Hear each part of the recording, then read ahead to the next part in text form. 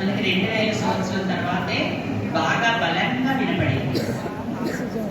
అంతవరకు గురజాడ మొదటి కథ రాశాడు, లేదా ఇంకో పాత్ర రాశాడు, ఇంకొక కథ రాశాడు.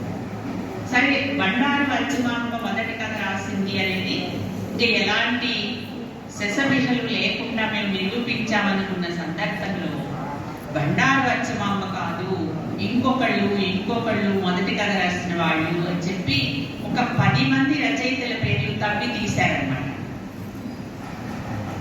వాళ్ళు ఎప్పుడు రాశారు, వారంతా ఏదో పుస్తకం వచ్చింది. నేను అనుకున్నా వీళ్ళందరి పేర్లు ఇంత ముందు వరకు రాలేదు.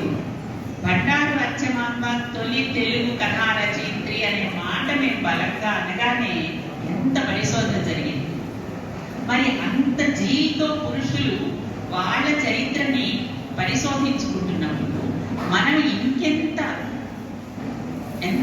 జీతో, ఇంకెంత కాంక్షతో, ఇంకెంత తపనతో మన సాహిత్య చరిత్రని పునర్నిర్మించుకోవాలి.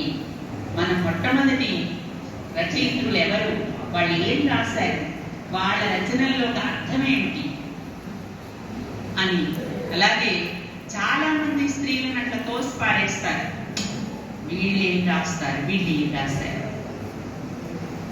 ఆయనతో పోల్చుకుంటే అందరూ కవి సార్వభౌములు, కవి అందరూ కూడా కవి బ్రహ్మలు, అందరూ కూడా పురుషులే. మరి సంస్కృత కావ్యాలు రాసిన స్త్రీలు ఉన్నారు, వాళ్ళ సంగతి ఏంటి, వాళ్ళు ఏం రాశారు?